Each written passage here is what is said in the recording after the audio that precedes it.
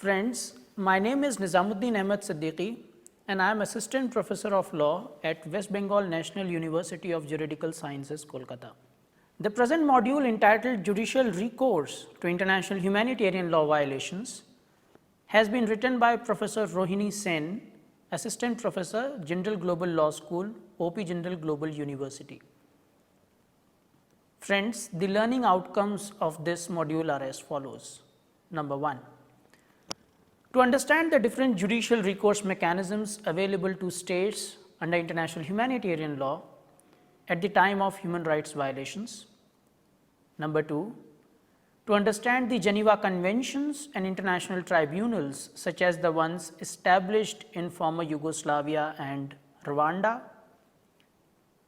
Number 3. To understand the broad purpose and structure of the International Criminal Court. Friends, let us begin with some of the broad categories of violations under international humanitarian law. The first is war crimes. This is a serious violation of the laws of armed conflict. It includes willful killing, torture, taking hostages, killing prisoners, inhuman treatment, etc. Further, attacks on undefended towns, civilians or those providing humanitarian assistance are also regarded as war crimes. Number 2 is genocide. Genocide is termed as any act committed with the intent to destroy a national, religious, racial or ethnic group. It includes perpetrating any form of violence such as killing or seriously injuring members in any manner from that group. Number 3. Crimes against humanity. Crimes against humanity are perpetrated against a large civilian population. Such crimes may occur during peace or wartime and include crimes such as murder, enslavement, and rape. Friends, the enforcement mechanism in the face of international humanitarian law violations can be categorized as judicial and non-judicial. The judicial recourse to international humanitarian law violations include a wide range of courts and tribunals. These courts and tribunals include domestic courts and international courts like the International Criminal Court. Number 2, the non-judicial recourse to international humanitarian law violations. The governments of the involved states offer non-judicial help to victims to deliver justice. These services are more informal in nature and they do not involve courts or judges. These options are seen as relatively viable as they are quicker and less expensive. These mechanisms adopted by the court include truth commissions, apology and forgiveness, compensation in the form of monetary, psychological and medical services, and further support which may include memorials, community reconciliation and the return of property. Let us now discuss the legal principles involved in the process. Friends, an armed conflict arises when there is a fight between two states or government authorities. An international armed conflict arises when one state uses armed forces against another state or states. The law applies even when there is no formal declaration of war. A major part of the international humanitarian law is found in the 4 Geneva Conventions of 1949. These conventions have been developed further by 2 agreements, also known as Additional Protocols of 1977, which relate to the protection of victims of armed conflict. These conventions serve as an important cornerstone of contemporary international humanitarian law. They lay down the rules necessary for protecting people who are no longer taking a direct part in the hostilities. These people are wounded and sick, the shipwrecked, the prisoners of war and civilians, including those civilians living under occupation. The first Geneva Convention was for the amelioration of the wounded and sick in armed forces and field. And the second Geneva Convention was for the amelioration of the condition of wounded, sick and shipwrecked members of armed forces at sea. These conventions embody a central idea, which is, if a member of the armed forces is wounded or is sick and is in no condition to take an active part in the hostilities, he is no longer a part of the fighting force. He becomes a vulnerable person in the need of protection and care. The sick, wounded and shipwrecked must be cared for adequately. Belligerents must treat members of the enemy force as carefully as they would their own. The dead must be collected quickly and the death must be confirmed by medical examination. Bodies should be identified and must be protected from robbery. Medical equipment must not be tampered with. Medical establishments and vehicles must not be attacked, damaged or prevented from operating in these regions, even if they don't have patients. The third Geneva Convention is about the members of the armed forces who fall into enemy hands. They are in the power of the enemy state, not of the individuals or troops who have captured them.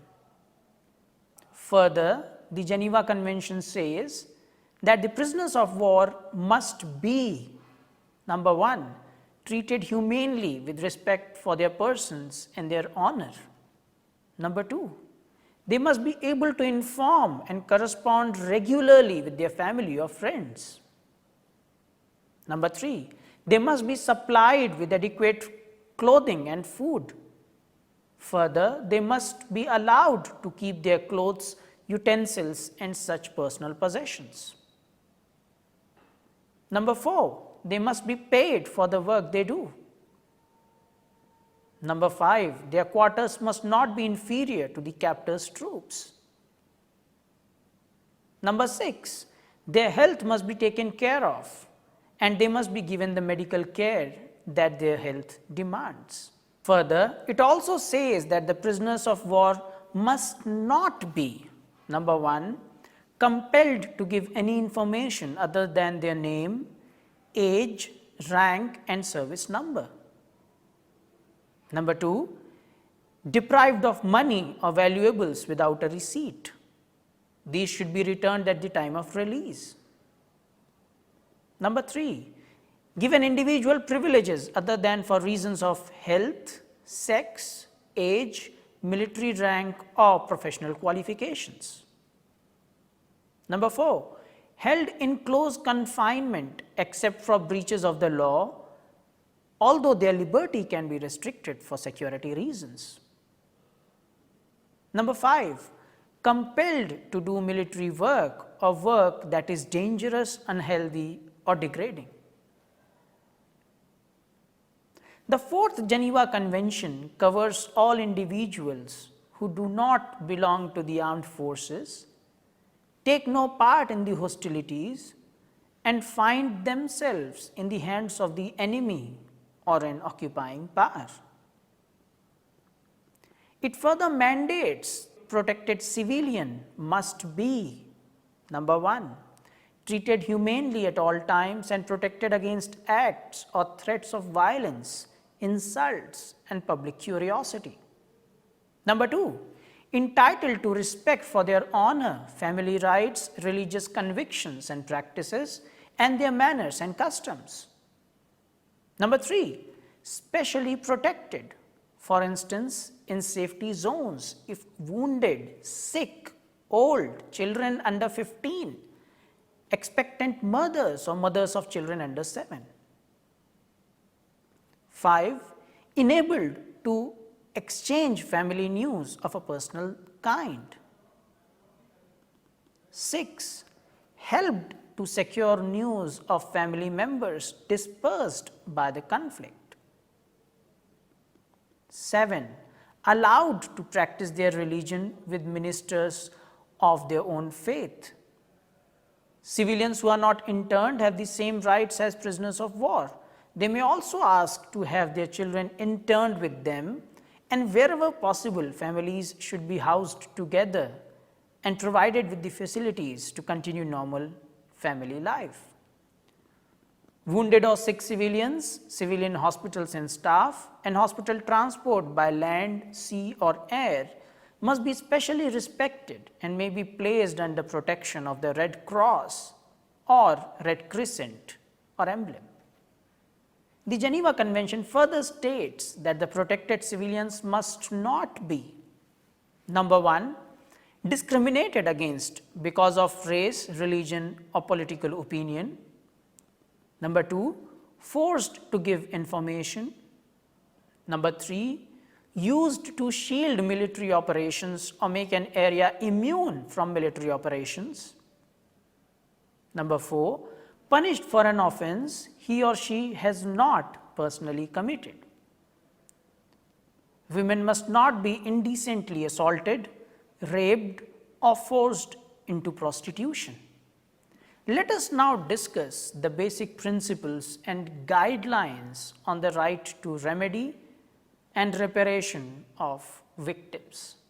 Friends, on the 16th December 2005, the United Nations General Assembly adopted the basic principles and guidelines on the right to remedy and reparation for victims of gross violations of international human rights law and serious violations of international humanitarian law.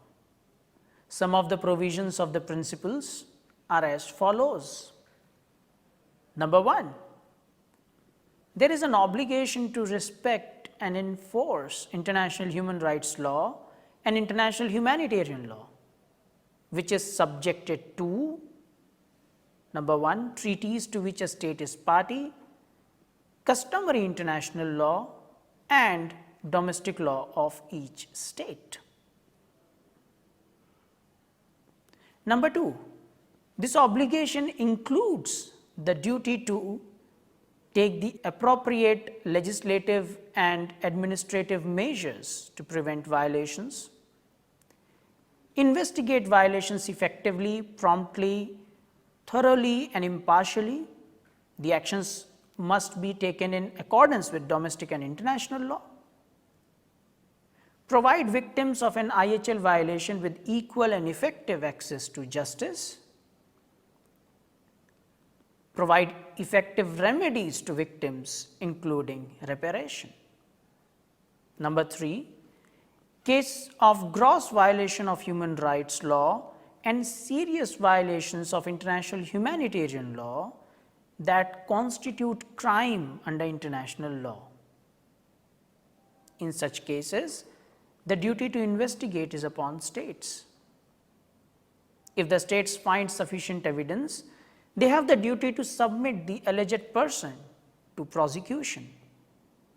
Further, states should cooperate with each other and assist international judicial organs in the investigation and prosecution of these violations. States are also required to incorporate and implement appropriate provisions for universal jurisdiction in their domestic law. Further, states should facilitate extradition or surrender offenders to other states and appropriate international judicial bodies. States should also provide judicial assistance and other forms of cooperation in the pursuit of international justice. This includes assistance to and protection of victims and witnesses. The assistance and protection has to be consistent with international human rights legal standards. In addition to this, it has to be subject to international legal requirements such as prohibition of torture and other forms of cruel, inhuman or degrading treatment or punishment.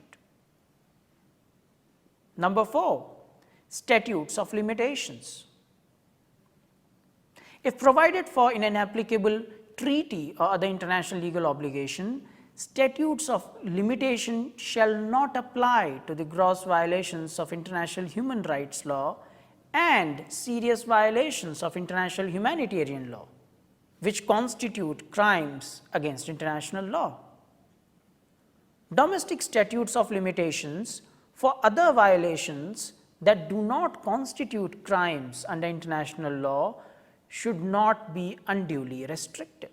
Number 5, we also need to discuss who is a victim of gross violations of international human rights law.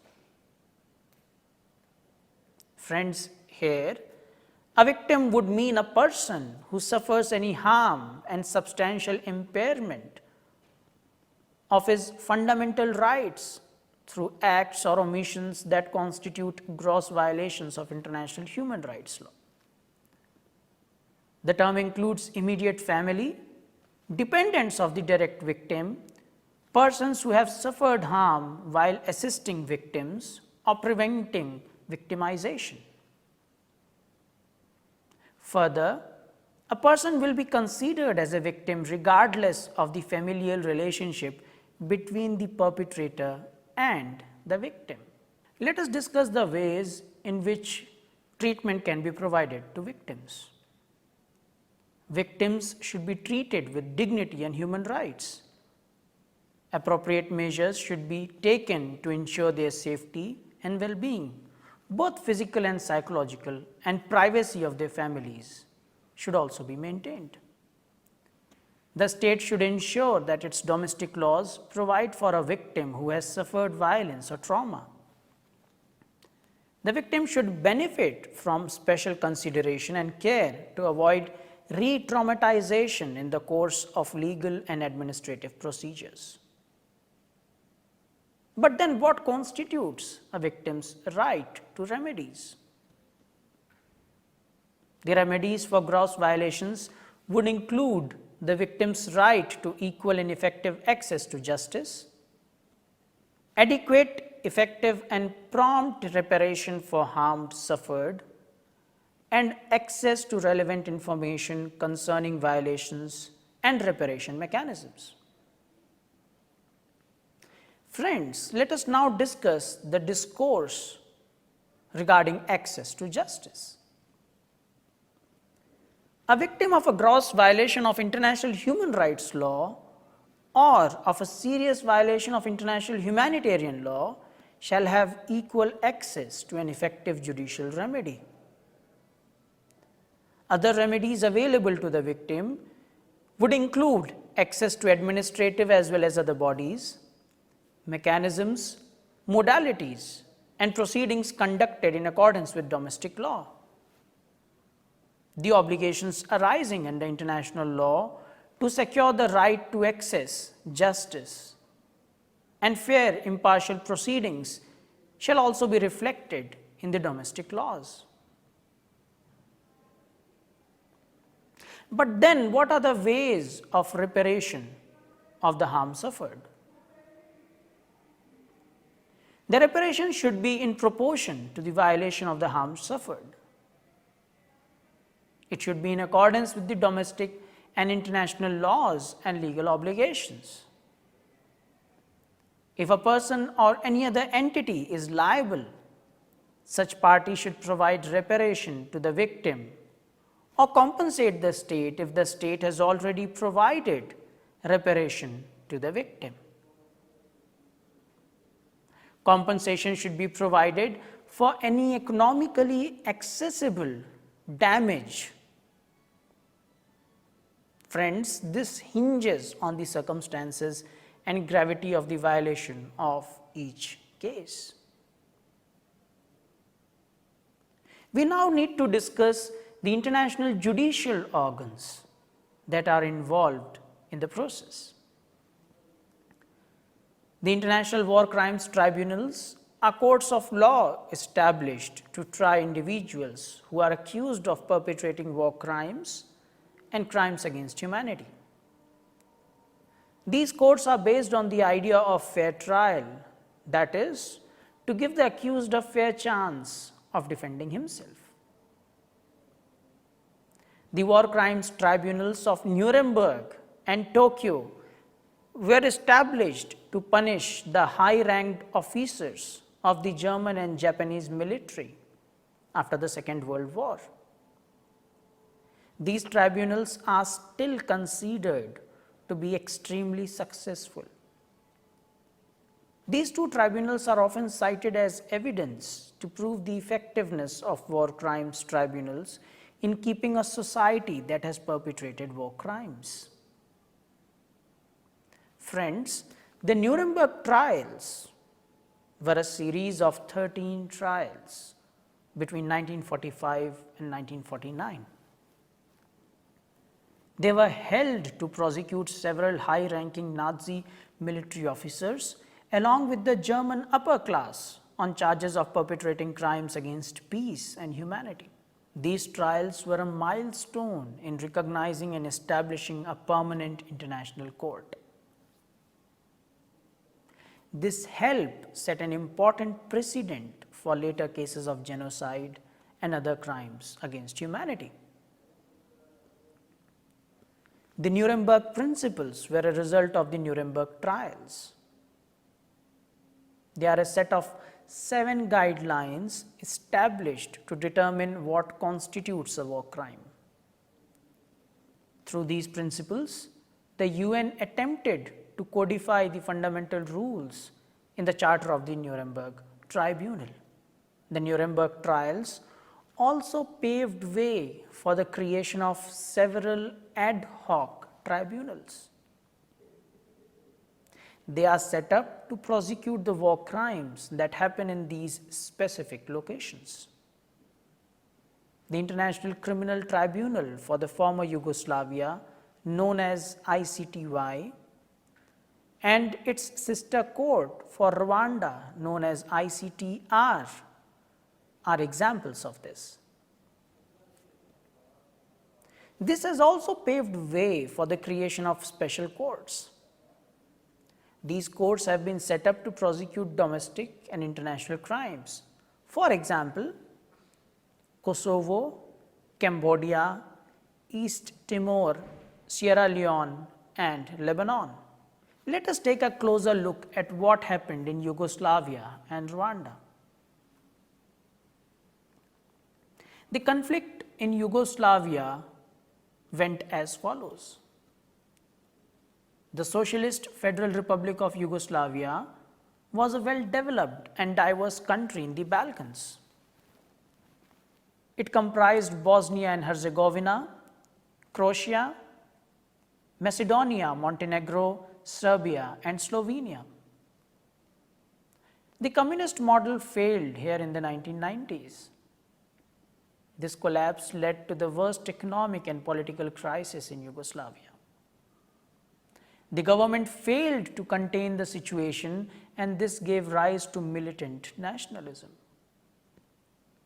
Further, the political leaders used the fear and mistrust to pit one ethnic group against the other. The tension escalated and culminated in one of the worst genocides in the history of mankind. The single worst ethnic clash occurred in a Bosnian town called Srebrenica. This was a UN-declared safe area. Bosnian Serb commander Ratko Mladic and his forces attacked it. Serb forces, in an act of genocide, executed more than 8,000 Bosnian Muslim men and women. The men and women were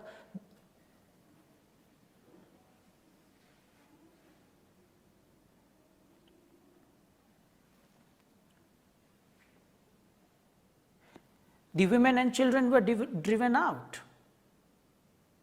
The International Criminal Tribunal for the former Yugoslavia was the first war crimes court created by the UN.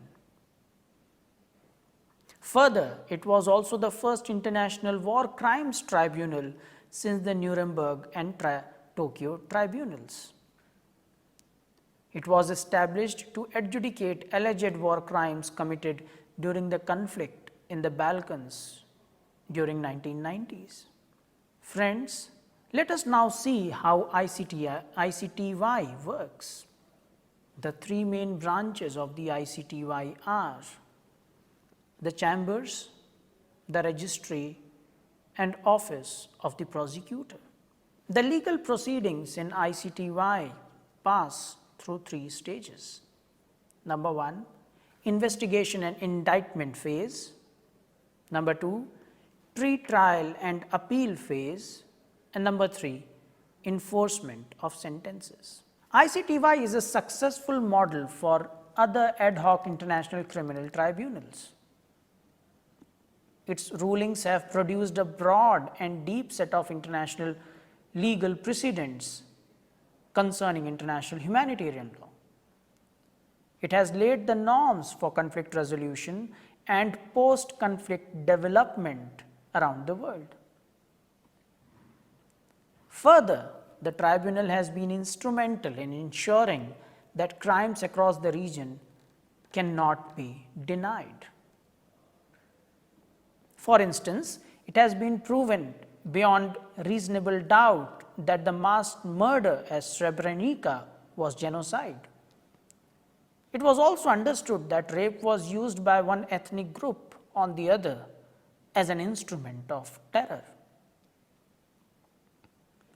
Friends, let us now consider the case of conflict in Rwanda, which is the second instance.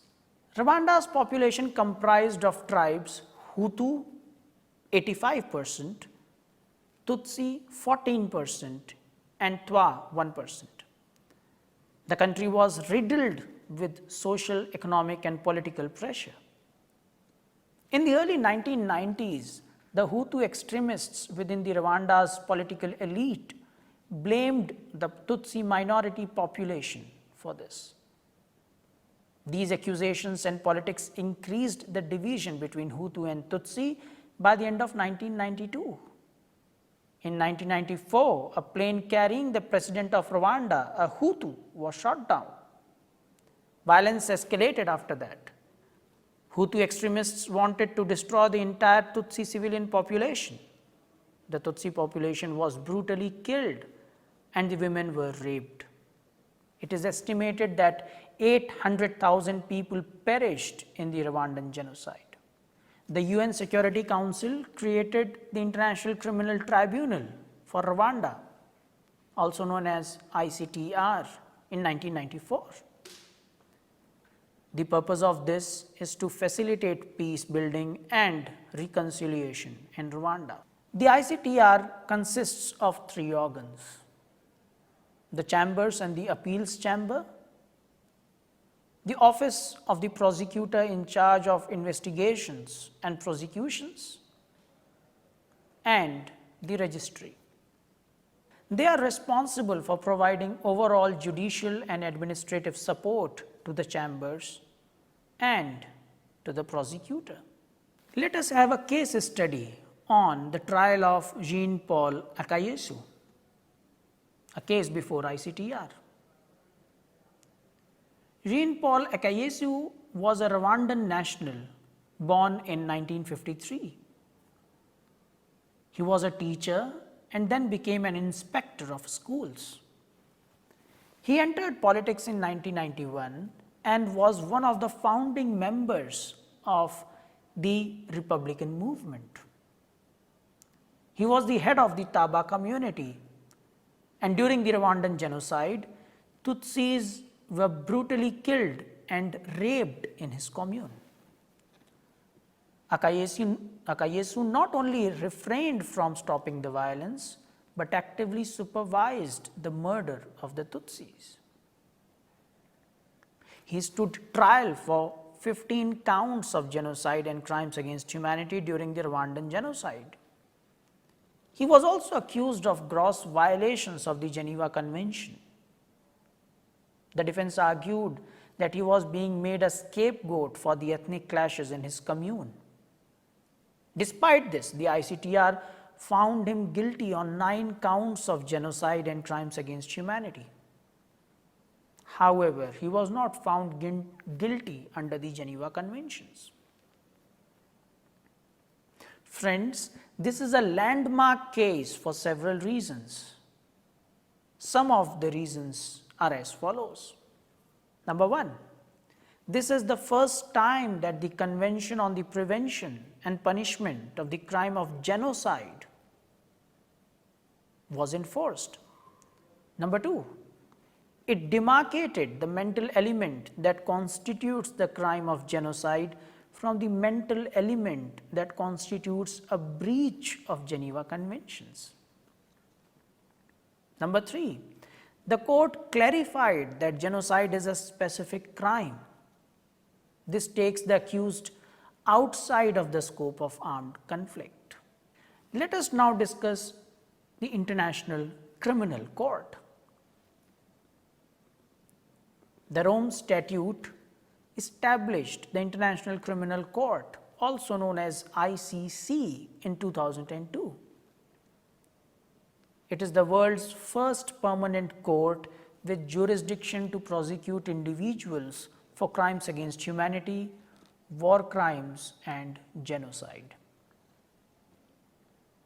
It is important to remember that all of the world's nations are not signatories to the Rome Statute of the ICC.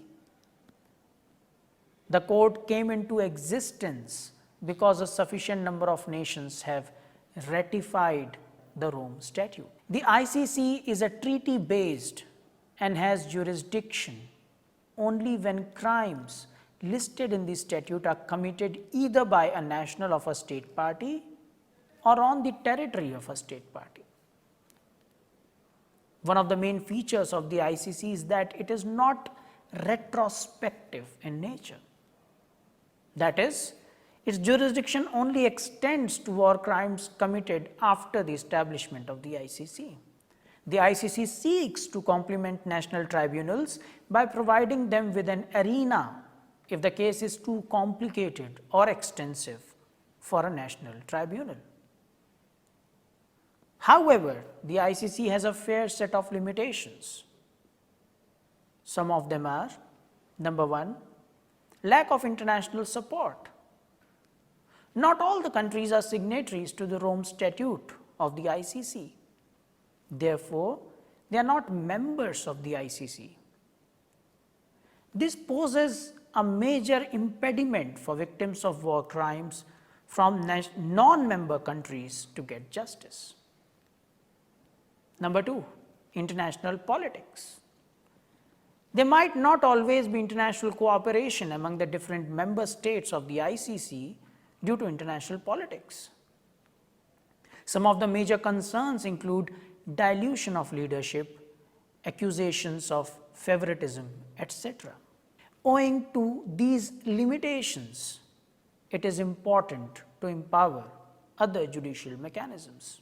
More recently, the UN Security Council established the International Criminal Tribunal for the former Yugoslavia and for Rwanda. The Special Court for Sierra Leone and the extraordinary chambers in the courts of Cambodia for the prosecution of crimes committed during the period of democratic Kampuchea were established pursuant to an agreement between the UN and the Sierra Leone and Cambodia respectively. Friends, the statutes of the International Criminal Court, of the International Criminal Tribunal for Rwanda, of the Special Court for Sierra Leone, and of the extraordinary chambers for Cambodia expressly include within their jurisdiction war crimes committed during non-international armed conflicts. Following the Cold War and with the advent of the atrocities that occurred in the former Yugoslavia, Sierra Leone and Rwanda, special international courts were set up, as we have already discussed. These were also known as ad hoc tribunals. They were set up in the 1990s to prosecute the war crimes that had occurred in these locations. Friends, with this, we come to an end of this module. I thank you for your patience.